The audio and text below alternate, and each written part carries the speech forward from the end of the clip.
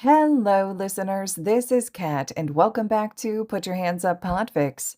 This will be the continuation of Yuuei Survival Guide. This will be part 6, the second half to chapter 3. I don't see the problem here. Izuku turned slowly to face his ghost friend, unsure what the ghost doesn't get about this, only to meet a furrowed brow and confused blue eyes. It's lunch hour now, and Izuku had only just been released from the old lady's grasp. He'd spent the entire morning in the infirmary at Recovery Girl's insistence, had 2 separate healing sessions to clear up the splintered mess of bones from his use of One For All, as well as the deep burns covering his forearm. But sadly, not even she could kiss away all the damage done by Kachan's quirk.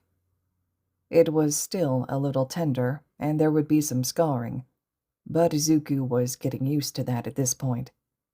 Recovery Girl was good, her quirk amazing, but at the end of the day, she was no miracle worker.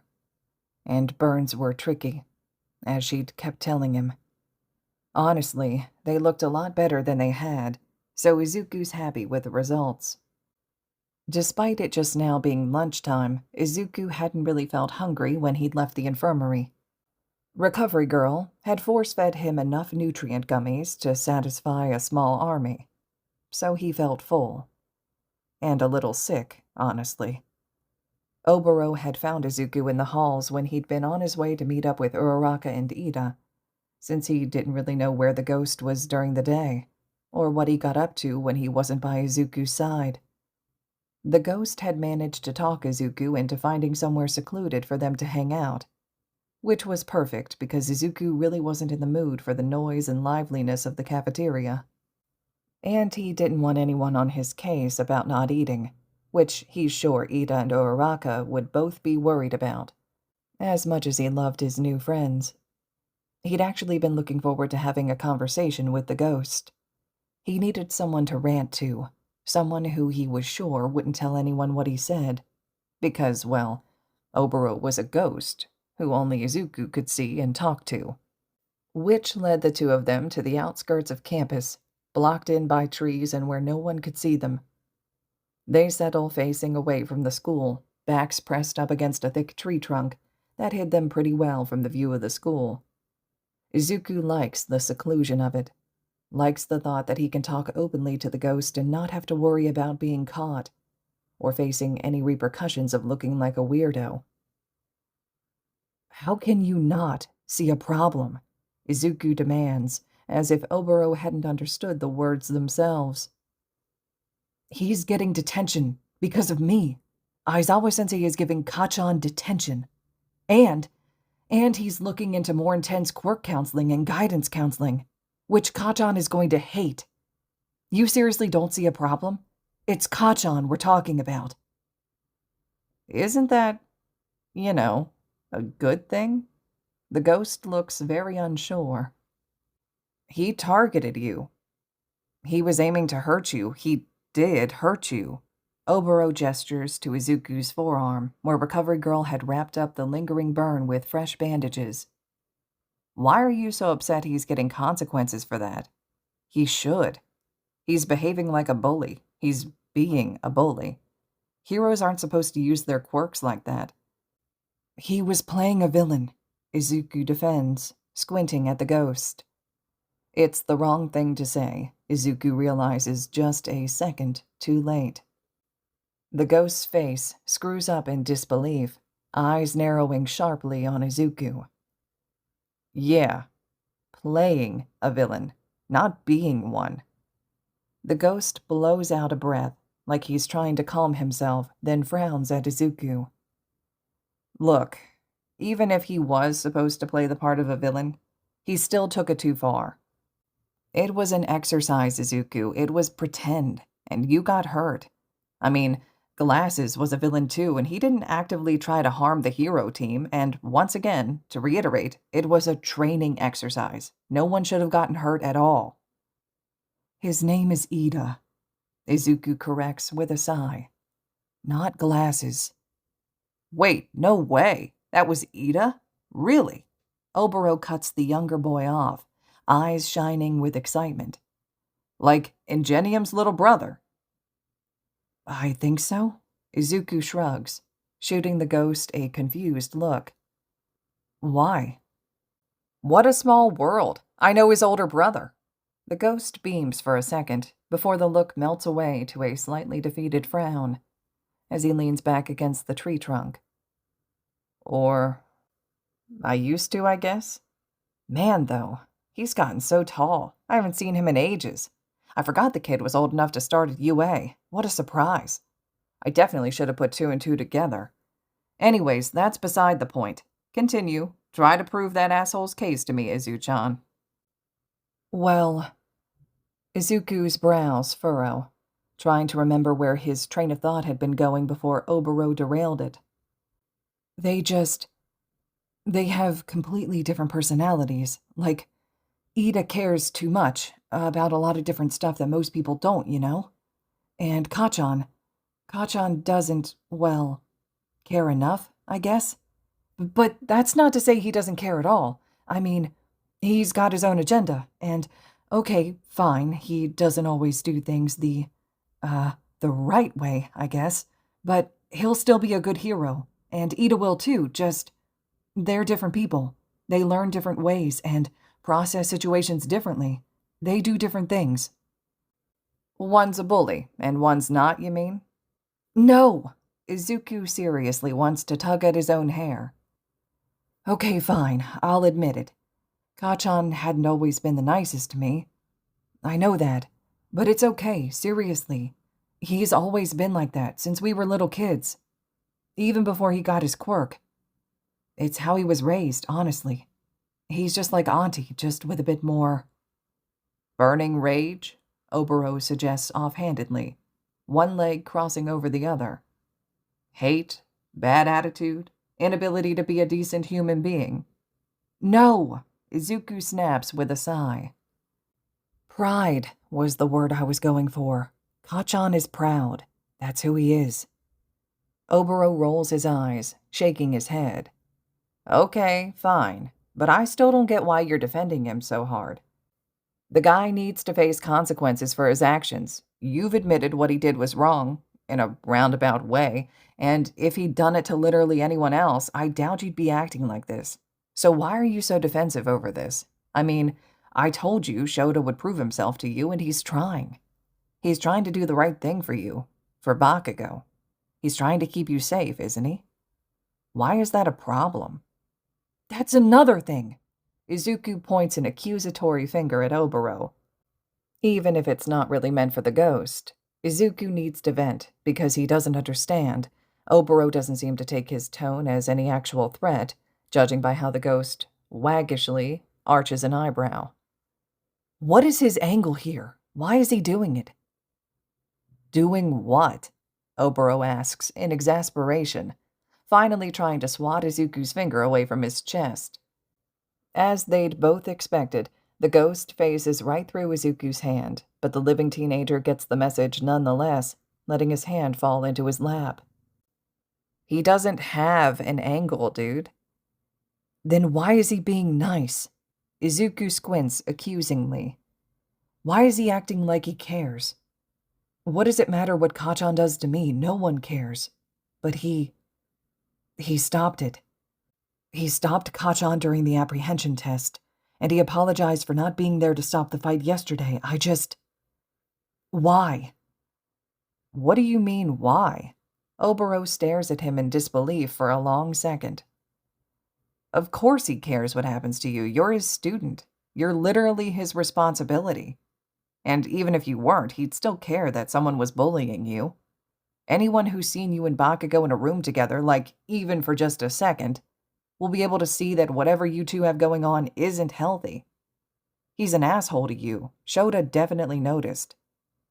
The ghost's head settles back against the base of the tree, no longer looking at Izuku. I told you, he's secretly a softie, remember? He'll never admit it, but he's already got a soft spot for you guys. He doesn't want to see you kids get hurt, any of you. You included, dude. But why? Izuku tried to keep his voice stern and demanding, but he thinks it comes out more like a pitiful whine. I don't get it. Why is this so hard for you to comprehend? Oboro asks quietly, and it's not accusing or mean. He just sounds confused. He's a good teacher, and he's been teaching for years. He knows bullying when he sees it. He gets you, what you're going through. He wants to keep you safe. What's wrong with that? Teachers just don't do that. Izuku's voice comes out quieter than he'd expected it as he admits it. Not to people like me. Not to... Oboro swallows, head angling towards Izuku. I don't know what that means, Izuku. I'm not worth it, the younger tells him simply, glaring down at his shoes. His red shoes. The only shoes that properly fit his stupid feet. I was never worth it, Izuku continues before the ghost can so much as open his mouth. No one wanted to stand up for me. No one even cared enough to stand up for me. No one thought to help. No one wanted to be friends with someone like me. My classmates avoided me or picked on me. They made going to school hell, and teachers just looked the other way because that's what they do. They pretend they don't see it. It's easier for them that way. I didn't matter when they could take the easy way out. No one wants to deal with the quirkless kid. There's a beat of suffocating silence, which Oboro breaks with a deep, shaky breath. Wait. The ghost wheezes the words out, his tone colored with, Izuku isn't even sure. Too many emotions for Izuku to pick apart. Oboro's hand comes up to phase through Izuku's wrist, like the ghost had thoughtlessly gone to grab his arm, forgetting that he physically couldn't touch a living person. There's a silent demand for Izuku to actually look at him in the action, but for a moment, all Izuku really does is look over at his friend, ready to snap at the other boy for ghosting through him. The ghost had said countless times that he hates the feeling of passing through a living being. Except, before Izuku could force out the scolding, he catches the look on his friend's face and stops himself. Oboro looks so serious. There's a mix of disbelief, uncertainty, anxiousness, and utter confusion in the ghost's expression. Izuku's never seen Oboro look like this. He's not sure he'd seen anyone's expression twist up like this. Izuku's lips press into a straight line as he racks his brain for what he possibly could have said to warrant such a reaction from his friend, but he doesn't have to dwell on it long, as Oboro treks on shakily, voice thick like he's trying to swallow something bitter.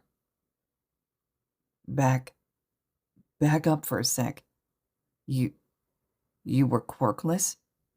What does that even mean? How is that even possible? Oh no. Had he really said that? Had he seriously outed himself to Oboro right then and there? He hadn't even thought about what he was saying, too overwhelmed by bottled-up emotions and concerns. It had all just slipped out, like an avalanche of feelings. Izuku's not used to being able to talk so freely. He never gets to talk so openly without fearing he'll mess up somehow, that there'll be consequences. He hadn't meant to let such a sensitive secret slip past. God, he's such an idiot. But Oboro's voice quivers, like he can't comprehend this. Izuku knows it's a lot.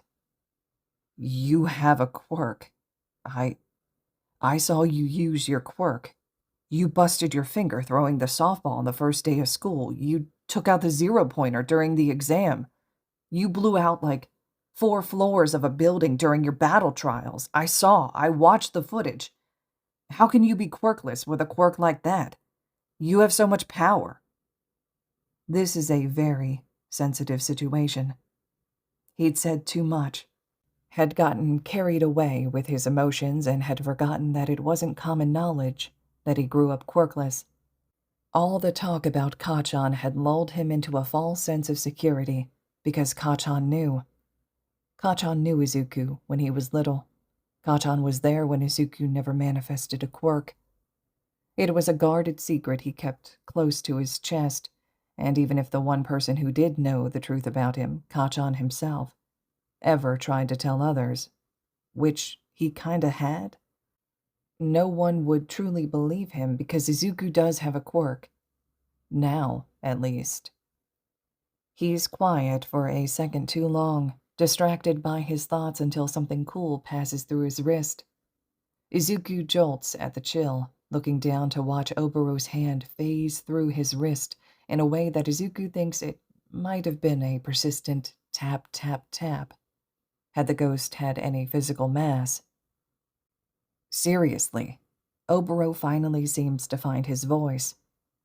What the hell do you mean, Izuku? I was born quirkless. Izuku doesn't so much as look over at the ghost, doesn't want to see the look on his friend's face. He supposes he owes the ghost that much, an explanation after everything, and honestly, who is the ghost going to tell? It's not like he even has the ability to blab Izuku's secret if he wanted to. Not that Izuku thinks the ghost ever would. The worst thing that could come from this would be his new friend dumping him like every other person he's ever told after being medically diagnosed quirkless, which would definitely hurt, of course, but still. I didn't get a quirk when I was little. I was diagnosed quirkless, actually. I've got the pinky toe joint and everything. Izuku's gaze is on his lap, words quiet. I've been quirkless my whole life. Nothing but a quirkless Deku. That's what they called me in school. That's why we stopped being friends, Kachan and I. He was powerful, a star destined for a bright future, and I was a weak Deku. If you were, then what? The ghost must be very disoriented, considering he can barely form sentences. It might have even been funny if Izuku's heart wasn't racing with nerves. Was he really about to tell the ghost all of this? Would you believe me if I told you it was possible to pass on a quirk? Izuku bites hard at his bottom lip, refusing to meet the ghost's gaze, despite the feeling of eyes on him. That there was a quirk out there that you could inherit directly from someone else. Oboro looks away from Izuku, squeezes his eyes shut for a moment, before he's looking back at the green-haired teenager, with nervous anticipation. The silence drags on for a second, the ghost staring thoughtfully, processing, before the blue-haired boy blows out a slow, self-soothing breath. Under normal circumstances? No, definitely not. But as a ghost who you're currently talking to as a living, breathing, alive person, I could be persuaded. The ghost mutters not a single word as Izuku tells him the story of inheriting One for All. It strikes Izuku as odd, considering Oboro is usually pretty quick to add his 2 cents in any given situation. So to have the ghost, lulled into silence, listening without interrupting, is strange. The ghost doesn't offer any jokes, nor any sarcastic comments like Izuku's come to expect from the other. In fact, Izuku's not even entirely sure the ghost is even breathing, which would be a concern if ghosts actually needed to breathe. Izuku just takes the ghost's silence as a sign to continue, pouring it all out to the ghost. The first person he's ever truly breathed the words to. Besides, well, Kachan, who he tried to tell yesterday after school, but he doesn't count, because he didn't actually believe Izuku. It actually comes pretty second nature, despite how confidential this secret truly is. It's relieving to get off his chest. He had known how much keeping it all to himself, keeping it all bottled up, had truly been affecting him. All Might expected complete secrecy regarding the quirk, but surely there's nothing wrong with a ghost knowing, right? Izuku likes the fact that someone else knows now. He likes the fact that there's someone he can talk to who isn't All Might himself. The boy lets himself talk without bothering to filter his words, without that background worry of oversharing or messing things up, and it's freeing. He tells the ghost of his surprise first meeting with All Might, the shock of being rescued from the sludge villain by the pro, the fear and relief he'd felt between almost dying and his rescue. The ghost's head tilts in interest as he silently listens. There's a curl of recognition in the other's expression, so there's a chance he'd heard of said villain at some point. He'd probably seen it on the news or something. The sludge guy was pretty memorable, pretty unique, pretty gross, not easy to forget. Plus, the story had blown up on the news and other media outlets, specifically after Kacchan had been attacked and held hostage. Izuku and All Might are the only ones who know that he'd been attacked first. So it's nice to have someone else who knows. The boy raves on excitedly about the autograph he's gotten from All Might, the signature scrawled in the pages of an old waterlogged and charred notebook, but still one of his prized possessions, despite it. It was All Might's signature, after all, a signature from the man he'd looked up to since he was a child, his literal hero. That was special. He mentions Kacchan, briefly, not wanting to add any more fuel to that raging fire. But it is a rather crucial detail, too. Kacchan played a big role in the events that day. Izuku makes sure to leave out the grisly details, doesn't exactly paint his childhood friend as a good guy or as a bad guy. Izuku tries to keep Kacchan impartial, even in the story, but he's not sure he succeeds. It might have worked when talking to anyone else, but Oboro has met Kacchan, doesn't particularly like him. The ghost isn't an idiot. Izuku really tries to keep Kacchan's involvement brief, but even he knows that no matter how he spins this, Oboro will be able to read between the lines. And the ghost does exactly that, if the sad, sympathetic curl to his brow is any indication. Izuku can tell his friend has a general idea of how that incident had gone for the quirkless kid, even without Izuku going into detail. Maybe there's more emotion in his voice than Izuku thought as he thinks about that day. Everything Kacchan had said. Everything Kacchan had done. The tightness in his chest as those words had registered in his brain, suffocating him. Izuku doesn't like to remember the malicious snarl in Kacchan's voice. He also gives very little detail about his time up on the rooftop of that building with All Might, forcing as much indifference into his voice as he could as he tells the ghost about how All Might had left him up there, after telling him he couldn't be a hero if he didn't have a quirk. His voice breaks. He knows it. But the man had literally stomped Izuku's dream of becoming a hero under the heel of his shoe. It had been tough, even now. It makes his chest feel heavy. After skirting around All Might and Kacchan both, Izuku tells the ghost exactly how he'd finally caught the #1 pro hero's attention. He spares no detail when he tells Oboro of stumbling upon Kacchan being attacked by the same sludge villain who tried to take him hostage earlier that day, hearing the commotion of another attack when he'd been walking home after talking with All Might and having to think on his feet because no one else was doing anything to help. How pro heroes had stood by and watched a teenager suffocate at the hands of a villain. How Izuku had been the only one to do anything. The ghost lets out a weird squawking sound when he tells him that he'd been the idiot kid who'd rushed headfirst into danger, wielding nothing but his backpack in an attempt to rescue his childhood friend.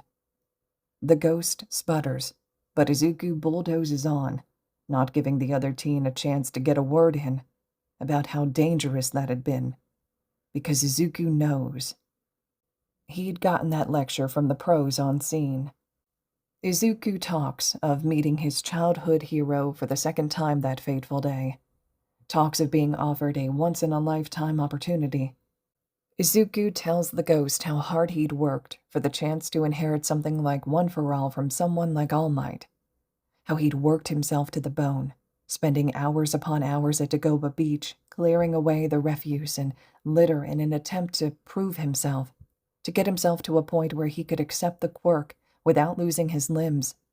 How hard he'd fought to keep up with his studies while still training enough to keep the #1 hero satisfied with his progress. How he struggled to keep himself afloat, managing a rigorous training routine, keeping his grades up, getting enough sleep, and still finding the time to follow a meal plan.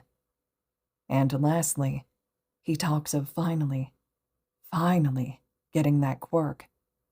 All his hard work paying off on the day of the entrance exam, using One for All for the first time, feeling sheer power ripping through his body like a wildfire. By the time he's finished, Izuku thinks he's talked more than since before he'd gotten his quirkless diagnosis. It feels good. It's like a weight had lifted off his shoulders, like he can finally breathe again for the first time since he'd met All Might all those months ago. Someone else knew. He wasn't completely isolated with this mind-blowing, potentially dangerous, extremely confidential secret any longer. Someone knows.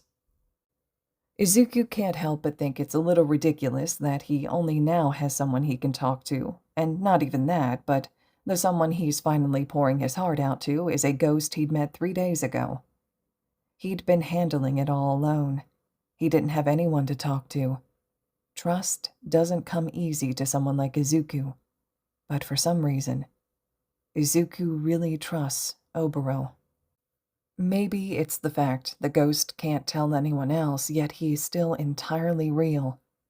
He counts as someone, even if it's only to Izuku now. They're both quiet when Izuku's narrative comes to an end, silence bleeding between them. Izuku said all he's going to, all he's willing to. Just enough so Oboro understands where he's coming from. He's explained himself. That's all he'd planned to do, so hopefully the ghost will understand why this is hard for Izuku, why he can't just trust that someone has good intentions like the ghost expects.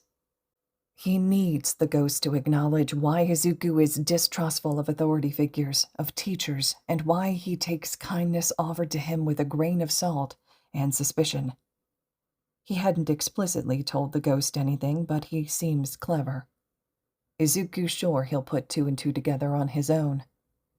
Oboro knows the whole story, knows far more than anyone else Izuku knows. So hopefully the ghost will understand. Izuku finally lets his head cock in the other's direction, a little surprised he's still quiet. The ghost isn't looking at him, his own gaze fixed on something off in the distance. It's a thoughtful look. Oboro's knees are tugged up, arms hugging them to his chest, with his chin settled on his kneecap.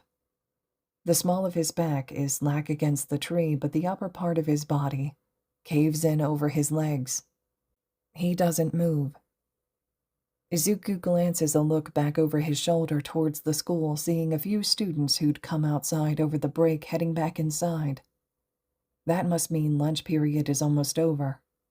He should definitely be getting back to classes. He's pretty sure Aizawa-sensei will maim him if he finds out Izuku's skipping classes and not with Recovery Girl. It already feels like he's walking a thin line with his teacher, having caused so many issues in just 3 days of classes. Being late now would just be the icing on the cake. Still, it feels wrong to just leave the ghost while he's obviously trying to process everything. Izuku sympathizes with him, honestly. He'd struggled to comprehend all this too, and it had happened to him. Learning about the ability to inherit a quirk in such an impossible way truly sounds like something of dreams. It really shifts your views on the world they live in. Just when you think you know what you're up against, you come to find out there's a quirk like One for All out there. Izuku hesitates at the ghost's side for a couple more minutes. worrying his bottom lip between his teeth as time passes. "Oboro?" Izuku breaks the silence. The ghost doesn't really stir. Izuku thinks, briefly, after reaching over to touch the ghost, that he doesn't want to make him uncomfortable or cause discomfort, so he keeps his hands to himself. Even though the ghost doesn't look over, his brow does furrow faintly, so Izuku hopes he'd hurt him at least. "Hey, I've got to head back in now. I can't miss any more of Aizawa-sensei's classes, okay?" The ghost turns to regard him as he processes the words, though he remains quiet. Oboro's head cocks faintly to the side, studying Izuku. Izuku tries not to squirm as the ghost watches him.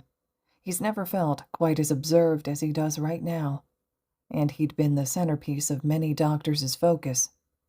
It's different this time, but it's no less comfortable.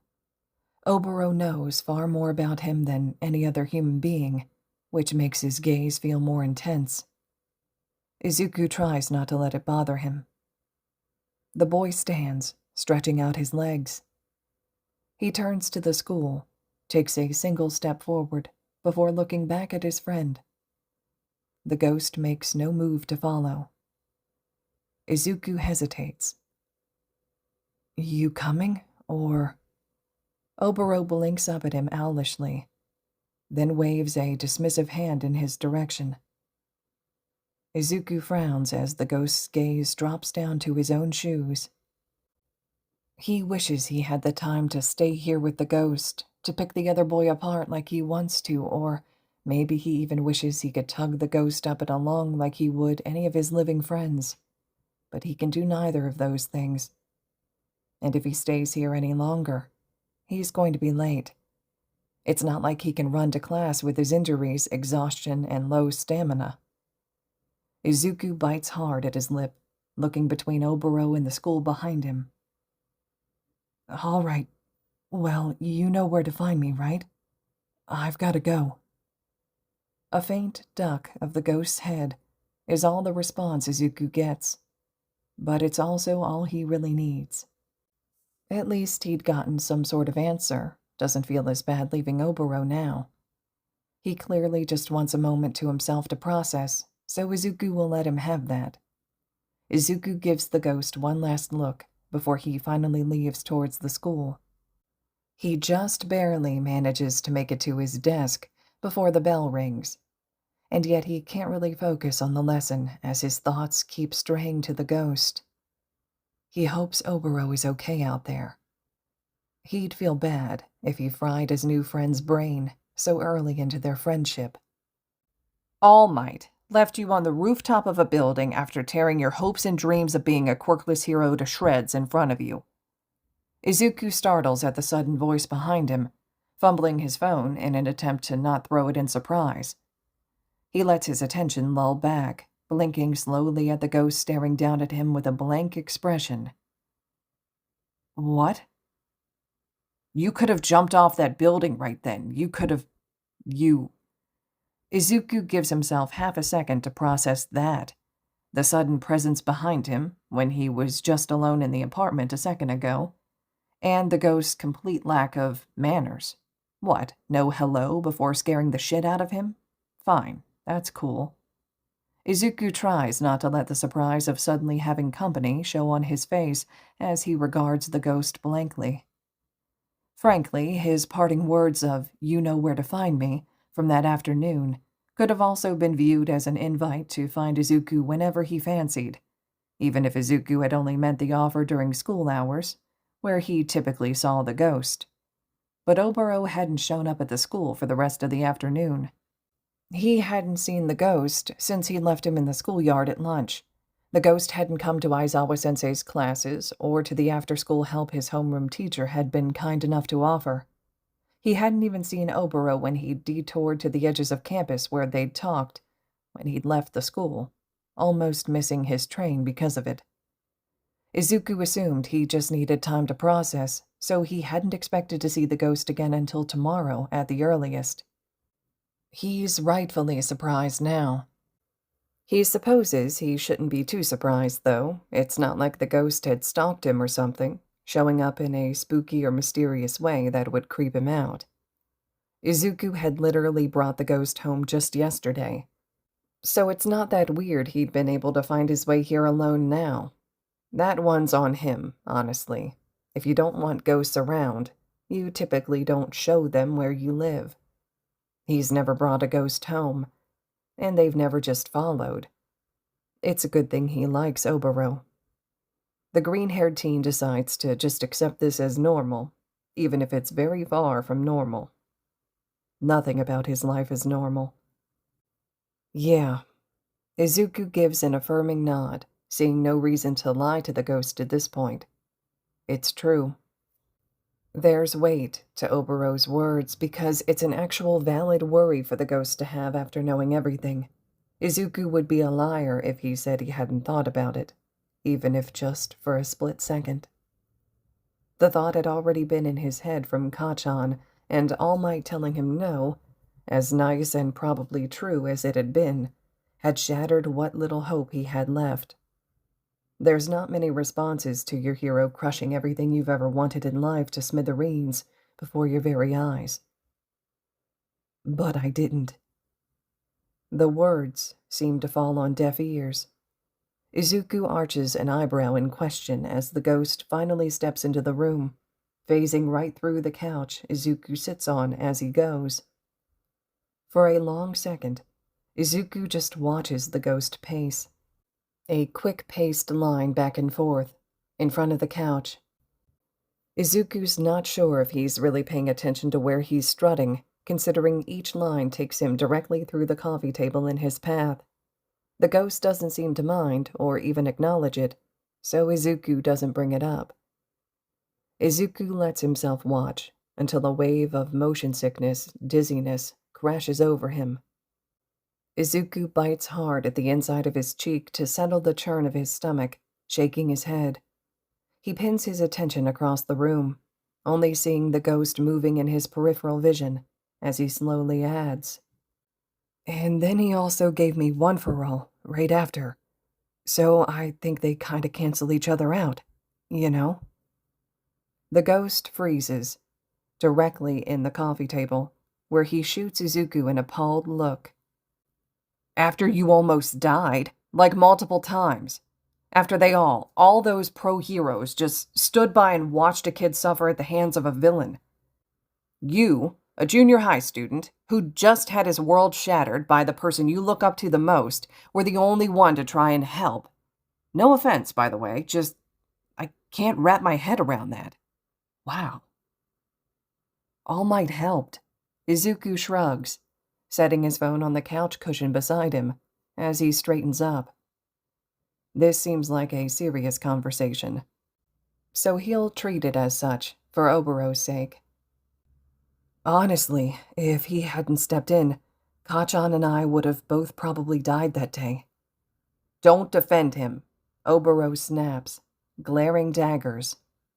"And don't make excuses for him. He's a grown-ass man, a hero. It's his job to step in."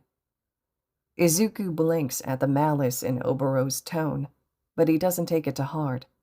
Not when the ghost turns on his heels to continue his anxious pacing. Izuku's eyes follow the ghost through another line or two, Oboro's jaw clenched and eyes narrowed. Izuku quirks his head faintly, scans the ghost's face, and there, under the anger, is fear, terror. Izuku frowns to himself. "None of them helped. They stood around like useless tools while 2 kids almost died." Oboro continues, voice a low, disbelieving snarl. "They stood back and watched, waited for someone bigger or better or stronger to step in and do their job. What a joke. All they cared about was themselves. There was a crowd of heroes there, and not one of them tried to help. You were the only one who tried. They stood by idly as 2 kids almost died." "But we didn't die," Izuku reminds softly, unsure where all this hate is really coming from. He's never seen Oboro like this before, but then again, he has only known him for 3 days. The ghost is very passionate about this, very upset for Izuku's sake over something that happened nearly an entire year ago. All Might did show up. He stepped in. He rescued us. And then he found me and offered me one for all. He made my dreams come true. Only after he took a sledgehammer to them, the ghost retorts fiercely.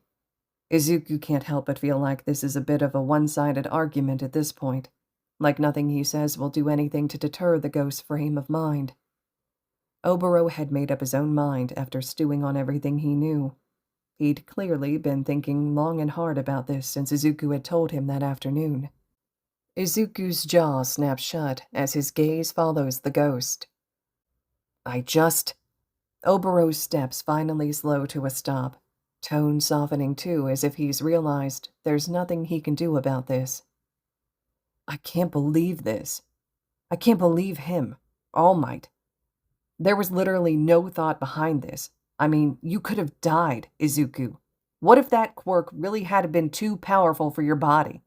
What if it really had blown off your limbs? Or what if you'd accidentally used it on someone else, and they got hurt? Not to mention the fact that every time you've used it, it destroys your body. He puts you in danger.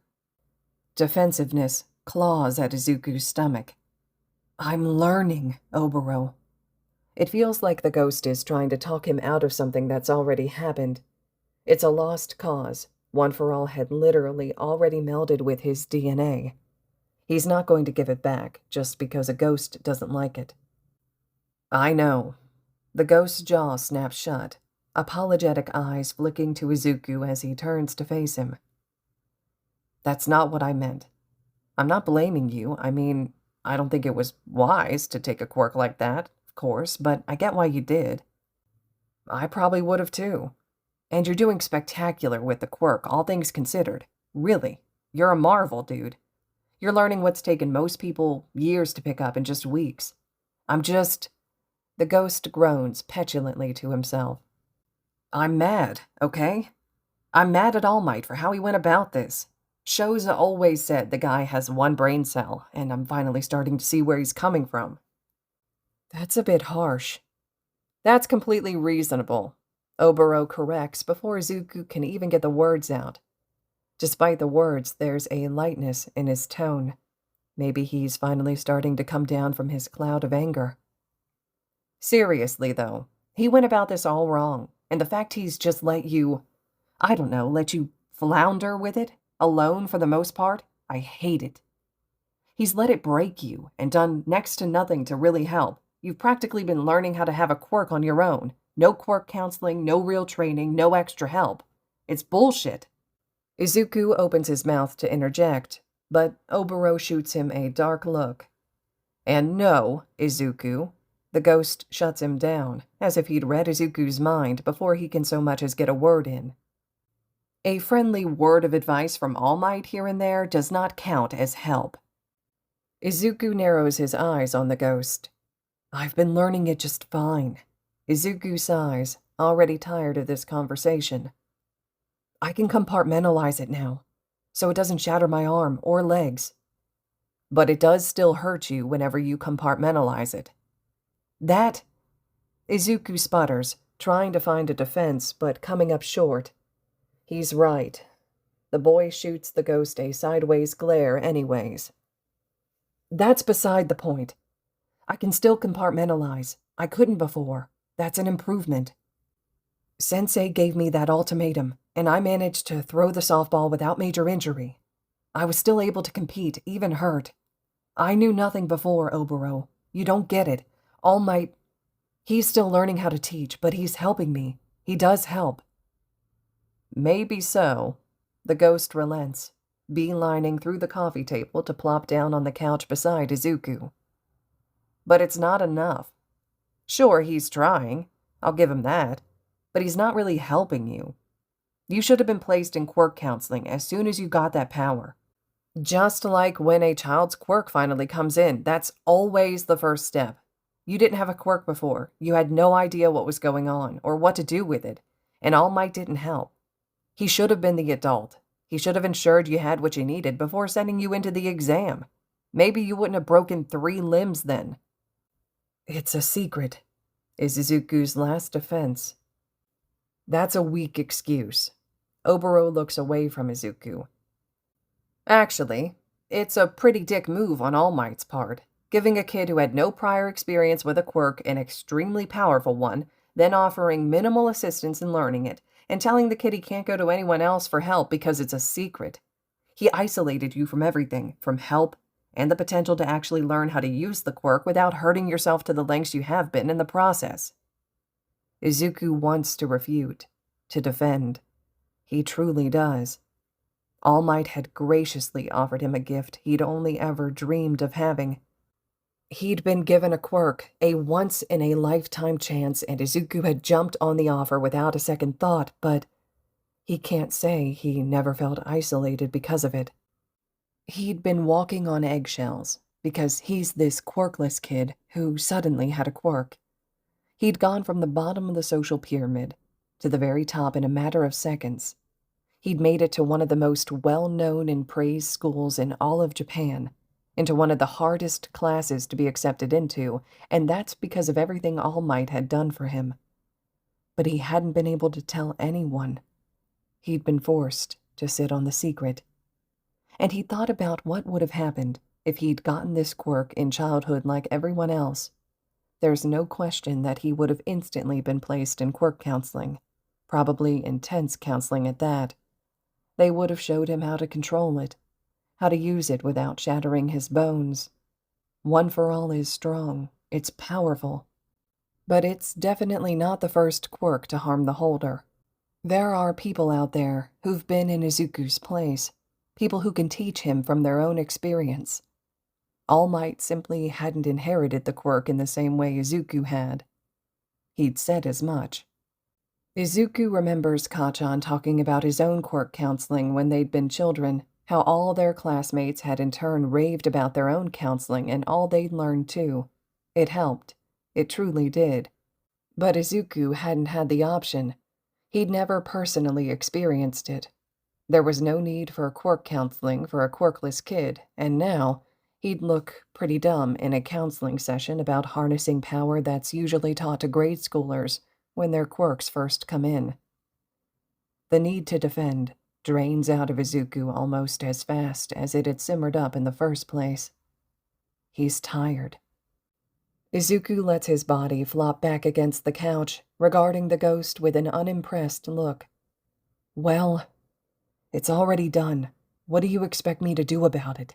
What even is there to do about it at this point? Tell Shota. The response comes easily, as if it's the most natural thing, as if that, in and of itself, is easy. Tell someone who's not a ghost what he'd told the ghost.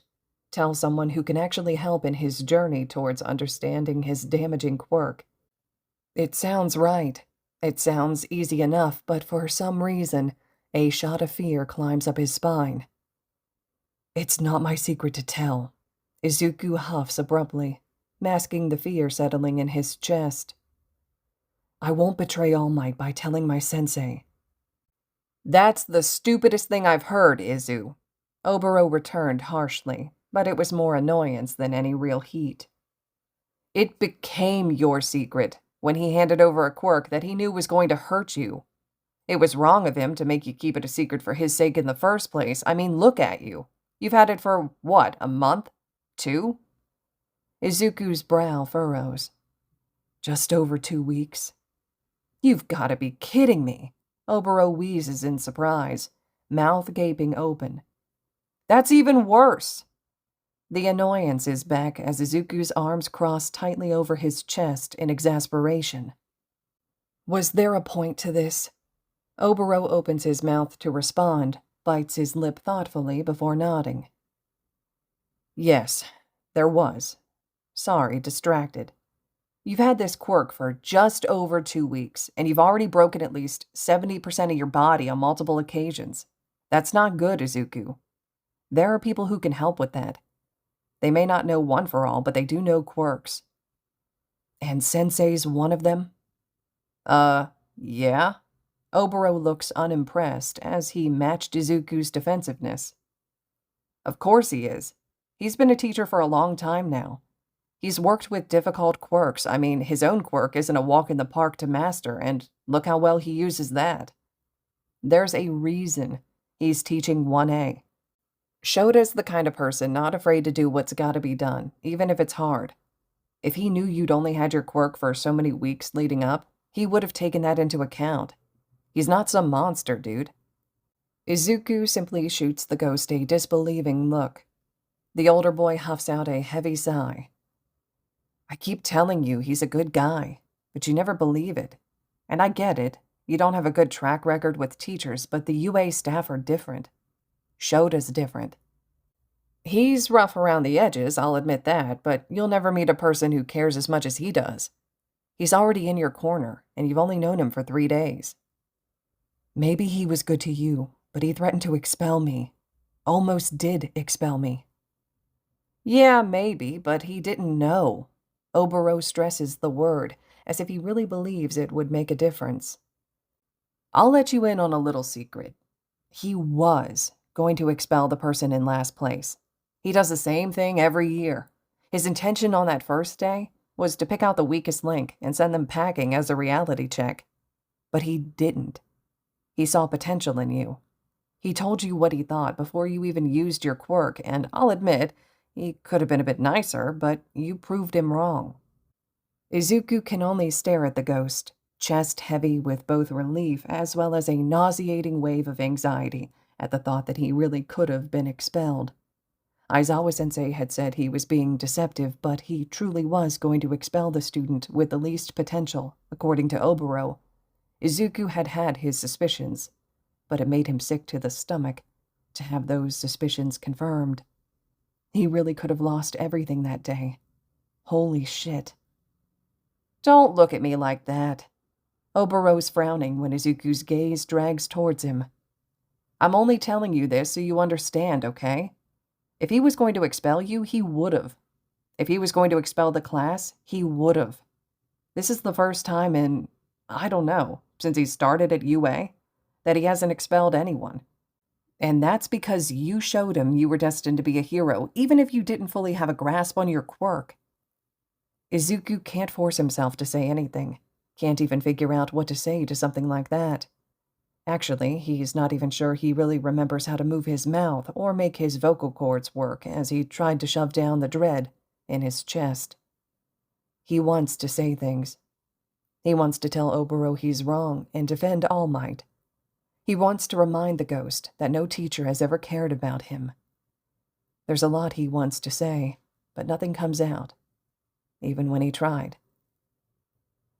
Look, Oboro says instead, voice coming out as a defeated sigh. There'd been a minute or so of contemplative silence as Izuku tried to remember how to speak, the ghost clearly waiting for him to say something too. He looks Izuku in the eyes, his own softening with understanding and a silent plea. Just don't write all teachers off, all right? You gotta give them a chance to be a good teacher. Just trust me, okay? Just trust me, okay? How many times had he heard that before? It's not the first time someone's asked that of him. It's not the first time he had placed his trust in someone, only for it to be an ill-advised move on his part. Trust is hard when you've grown up like Izuku has. Any trust he's placed in anyone has been broken. At some point, he'll have to stop being so trusting. Stop being so naive. He'll have to stop trusting people, but for now, all he does is nod. All right. It's soft, almost tasting bitter on his tongue because it feels like the wrong move even if he does trust this ghost. His throat feels tight, and his eyes refuse to even glance to his side at the ghost. I will. You'll tell Sho? Oboro's eyes sparkle with anticipation. He's grinning. It's the stupidly wide one, the one where his eyes are squinting shut as he flashes pearly white teeth. I'll think about it, Izuku reasons unsurely. But I do trust you, I think. I'll give them a chance. The teachers at UA. I mean, Aizawa-sensei gave me a chance, right? He decided not to expel me when he was going to, so I'll return the favor." "That's all I ask, Izuku," Oboro assures, smile softening. "I promise he will prove himself. They all will. I trust them." They settle into a companionable silence after that. Izuku's still exhausted from spending the morning with Recovery Girl, the old woman using all his stamina twice before satisfied with his healed injuries. Then he's had a busy afternoon of playing catch-up with Aizawa-sensei, before dumping all of his feelings and emotions out all over the floor like an overturned handbag. Izuku can't help but let himself think about how much all of this is. It's harrowing, letting himself be so vulnerable around someone he barely knows. Yet at the same time, he doesn't think he'd let himself do such a thing around anyone else. There's just something about Oboro, how fiercely attentive he is, and, as much as Izuku hates it, how persuasive he is. He's noble in a way a lot of people aren't, and boldly righteous. He will tell you what he thinks and why he thinks that way. In just 3 days of knowing the ghost, he'd already managed to wear Izuku down to the point he's seriously considering actually telling his new teacher. And it sounds nice. He'd like to have someone else in his corner. He'd like to have someone who knows he's not useless, who sees that he's trying. He really, really is, and that he's not leagues behind everyone else because he hadn't neglected his quirk all his life, but because he'd just gotten it and didn't know what he was doing. And fine, Aizawa-sensei definitely isn't the first person he'd pick to fill that role, considering their rocky start to it, but if he is going to trust someone, it'll be the teacher Oboro seems to trust wholeheartedly. He's not sure he'll be able to truly trust anyone else, not with something like this. He's not sure he'd be able to handle his trust being broken again. But he's willing to try, for Oboro. Who knows, maybe the ghost is right and his new teachers are worth it. Maybe they'll actually help him? Wouldn't that be surprising? "So," Oboro's voice finally breaks the silence, Izuku cocking his head sideways to glance at him in question. Hisaashi's pretty busy down at the radio station tonight, so, I was wondering if you'd be down to maybe, I don't know, make something to eat and watch something on TV until he's finished?" Izuku snorts a laugh. Can you even eat? Izuku's silently thankful that whatever spat they just had is easily forgotten. He's not sure what he would have done if it had left things awkward between them. But if Oboro's letting it go now, he'll gladly do the same for the sake of settling into whatever weird normalcy he can get when hanging out with a ghost.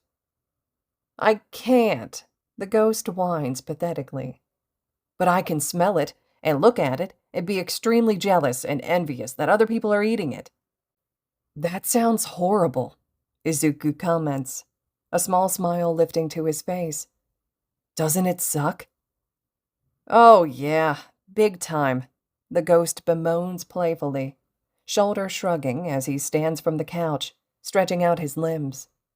He walks around the coffee table now, pausing on the other end of the couch closest to the kitchen, where he grins widely.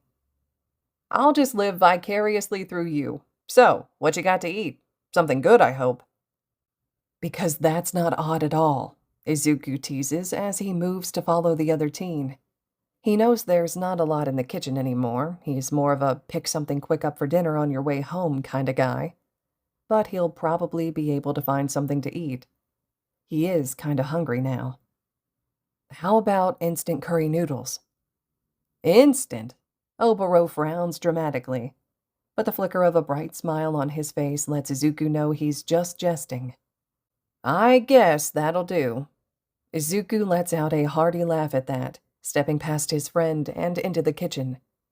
He rummages through the barren cabinets, searching for the last instant curry noodles he remembers purchasing in a 2-for-1 sale a while back.